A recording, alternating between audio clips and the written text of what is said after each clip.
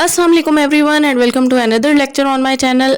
आज का टॉपिक हमारा एक पिछला टॉपिक एटॉमिक स्ट्रक्चर से ही लिंक्ड है, उसी को समझेंगे। कंटिन्यू आज हम कर रहे हैं और ये जो लेक्चर है आज का, ये 6 क्लास से लेकर फर्स्ट ईयर सेकंड ईयर यानी एफएससी की क्लासेस तक के स्टूडेंट्स के लिए बहुत ज़्यादा इंफॉर्मेटिव है, तो इसको गौर से सुनिएगा। सबसे पहले हम स्टार्ट करते हैं पीरियोडिक टेबल से। पीरियोडिक टेबल का मैंने आपको बताया था कि एक वो टेबल है जिसके अंदर एलिमेंट्स को अरेंज करके रखा गया है।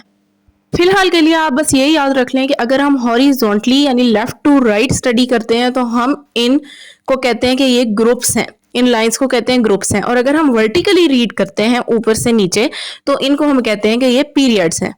शुरू में बहुत सालों पहले जब मैटर की बात होती थी तो सब साइंटिस्ट को ये पता था कि इसका कोई ना कोई स्मॉलेस्ट पार्टिकल तो होगा, तो डेमोक्राइटस ने सबसे पहले उसका नाम रखा था एटोमोस। एटोमोस मतलब इनडिविजिबल, के ऐसा पार्टिकल एग्जिस्ट करता है जो बिल्कुल आगे डिवाइड नहीं हो सकता। देन 1800 में जॉन डॉल्टन ने एक थ्योरी दे दी थी कि जितने भी मैटर है, जितना भी मैटर वर्ल्ड में एग्जिस्ट करता है, वो सारा टाइनी इनडिविजिबल पार्टिकल्स से बनता है जिनको हम एटम्स कहते हैं।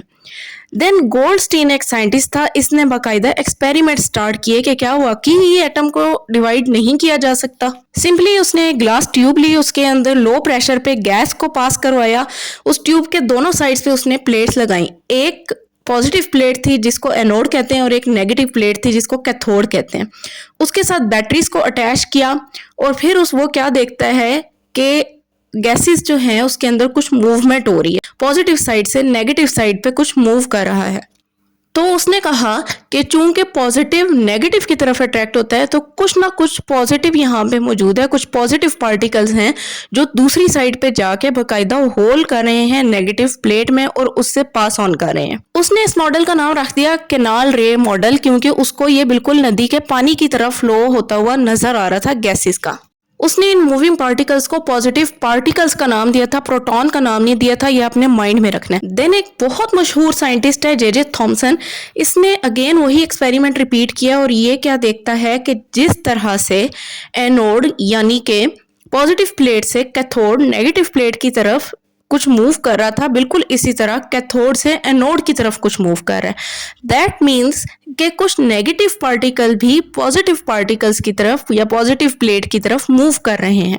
इसने इन पार्टिकल्स को इलेक्ट्रॉन्स का नाम दे दिया था।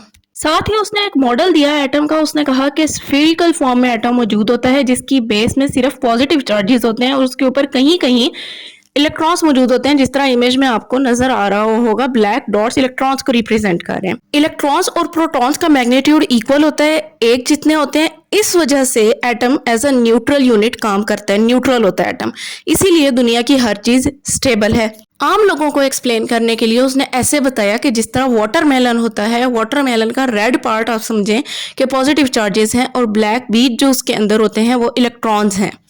या फिर जो पुडिंग्स आप खाते हैं, ट्राइफल वगैरह आप खाते हैं, स्वीट डिशेस, उनके अंदर जो बेस मौजूद है वो प्रोटॉन्स हैं और उसके अंदर जो नट्स लगे हुए हमें नजर आ रहे होते हैं वो इलेक्ट्रॉन्स हैं। इसीलिए इस मॉडल को प्लम पुडिंग मॉडल कहा जाता है। थॉमसन ने अपने स्टूडेंट्स को कहा कि आप मजीद इस पर रिसर्च करें, तो उसी का एक स्टूडेंट रदरफोर्ड न्यूजीलैंड से था। इसने एक एक्सपेरिमेंट किया जो बहुत मशहूर एक्सपेरिमेंट है, गोल्ड फॉइल एक्सपेरिमेंट इसको कहते हैं।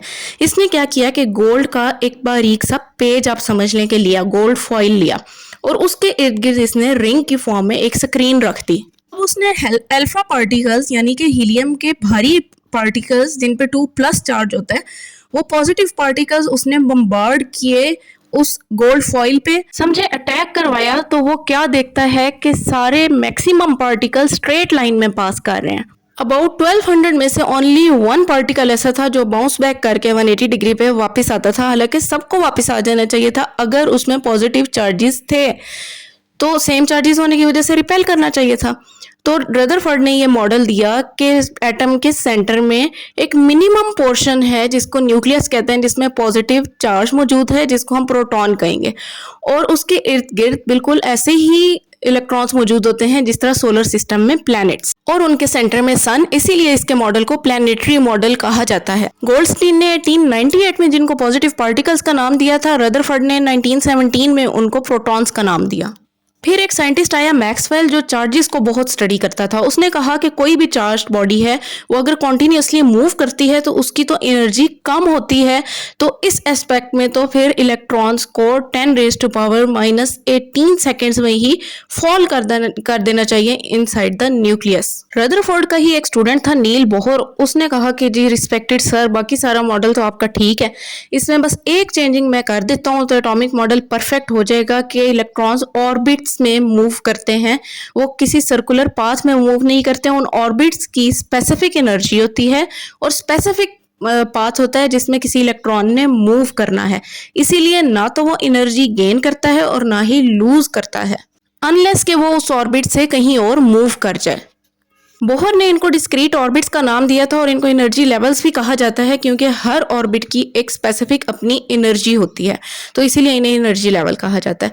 उसने इनकी नेमिंग भी की थी कि KLMN या फिर small n is equals to 1 2 3 4। तो n इज इक्वल्स टू 1 है तो वो K शेल है, n इज इक्वल्स टू 2 है तो वो L शेल है, एंड रिस्पेक्टिवली। किसी एनर्जी शेल में कितने इलेक्ट्रॉन्स आ सकते हैं उसका भी इसने अपने एक फ्रेंड के साथ मिलकर फॉर्मूला बना दिया 2n स्क्वायर, जिसमें स्मॉल n ऑर्बिट को रिप्रेजेंट करता है। फर्स्ट ऑर्बिट है तो उसमें हम 1 वैल्यू पुट करके आंसर निकालेंगे और इलेक्ट्रॉन्स की स्पेस को पूरा कर लेंगे। इसकी डिटेल नेक्स्ट लेक्चर में आएगी, परेशान नहीं होना। देन एक साइंटिस्ट था जेम्स चैडविक, जिसे फादर ऑफ न्यूक्लियर फिजिक्स कहा जाता है। इसने न्यूट्रॉन को डिस्कवर कर लिया था और इसने बताया था कि न्यूट्रॉन न्यूट्रल पार्टिकल है, इस पर कोई चार्ज नहीं होता, इसका मैस प्रोटॉन के बराबर ही होता है और ये न्यूक्लियस में मौजूद होता है। तो इस तरह से एटॉमिक मॉडल कंप्लीट हो गया, जो आज आप बुक्स में पढ़ते हैं कि न्यूक्लियस में प्रोटॉन एंड न्यूट्रॉन मौजूद हैं और साइड्स पे इलेक्ट्रॉन रिवॉल्व कर रहे होते हैं इनटू द स्पेसिफिक ऑर्बिट्स। ये प्रॉपर्टीज हैं तीनों पार्टिकल्स की, इन्हें आपने अच्छे से रीड कर लेना है, समझ लेना है। किसी भी एटम को उसके प्रोटॉन नंबर से रिप्रेजेंट किया जाता है, इसीलिए हम उसका एटॉमिक नंबर या प्रोटॉन नंबर कहते हैं। पीरियोडिक टेबल में आपको ये नंबर्स नजर आ रहे हैं ना, ये प्रोटॉन नंबर ही है क्योंकि ये एलिमेंट को रिप्रेजेंट करता है। अब इलेक्ट्रॉन और प्रोटॉन तो सेम है, तो इलेक्ट्रॉन को इसीलिए नहीं लिखा जाता इलेक्ट्रॉन नंबर से क्योंकि इलेक्ट्रॉन्स मूव करते रहते हैं from one atom to another atom, जबकि प्रोटॉन तो रहता ही न्यूक्लियस में है। इलेक्ट्रॉन्स और प्रोटॉन्स को अगर ऐड कर दिया जाए तो वो एटम के एटॉमिक मास या मास नंबर कहलाता है। अब एटॉमिक मास को कैपिटल A से, जबकि एटॉमिक नंबर को कैपिटल Z से रिप्रेजेंट किया जाता है। ये अगर हम फॉर्मूला फॉर्म में लिखें तो इस तरह से लिखेंगे। कुछ एलिमेंट्स के एग्जांपल्स देख लेते हैं। फॉर एग्जांपल ये हाइड्रोजन है, हाइड्रोजन का प्रोटॉन नंबर आप देखें 1, न्यूट्रॉन्स हैं 0, तो फॉर्मूला में जब हमने ऐड किया तो एटॉमिक मास आया 1। इसी तरह अगर हम हीलियम की बात करें तो प्रोटॉन हैं 2, न्यूट्रॉन्स भी हैं 2, तो जब 2 + 2 हम करेंगे तो 4 हो जाएगा। एटॉमिक मास को यूनिट में एटॉमिक मास यूनिट AMU या फिर सिर्फ U लिखते हैं, जो आपको 4 के साथ लिखा हुआ या किसी भी एटॉमिक मास के साथ लिखा हुआ नजर आ रहा है। इसी तरह कार्बन, ऑक्सीजन, सोडियम, आयरन और बहुत सारे एलिमेंट्स के आप खुद फाइंड आउट कर सकते हैं। ये एटम की रिप्रेजेंटेशन है जिसमें आप देखें कि ये X किसी भी एलिमेंट को शो कर रहा है जिसका सिंबल, जिस तरह फॉर एग्जांपल ये कार्बन है तो ऊपर 12 इसका मास नंबर है और 6 इसका प्रोटॉन या फिर इलेक्ट्रॉन नंबर है। तो हम आराम से फॉर्मूला में वैल्यूज पुट करें तो हम यहाँ से न्यूट्रॉन नंबर खुद ब खुद निकाल सकते हैं। आपने एलिमेंट्स पीरियोडिक टेबल से देख के प्रैक्टिस ज़रूर करनी है और कुछ ना समझ आए तो आप कमेंट सेक्शन में ज़रूर बताइएगा। नेक्स्ट लेक्चर में हम मज़ीद डिटेल देखेंगे और बहुत इंटरेस्टिंग चीज़ें देखेंगे। पीरियोडिक टेबल में अगर आप देखें तो एटॉमिक मास आपको डेसिमल पॉइंट्स की फॉर्म में नजर आ रहा होगा। ऐसा क्यों है, फाइंड आउट किस तरह से करते हैं, प्लस इलेक्ट्रॉनिक कॉन्फ़िगरेशन यानी कि एटम के इर्द गिर्द इलेक्ट्रॉन्स को किस तरह से अरेंज करते हैं। इसके अलावा भी बहुत से इंटरेस्टिंग टॉपिक्स हैं जो नेक्स्ट लेक्चर में इंक्लूडेड होंगे। Stay tuned. अल्लाह हाफिज़।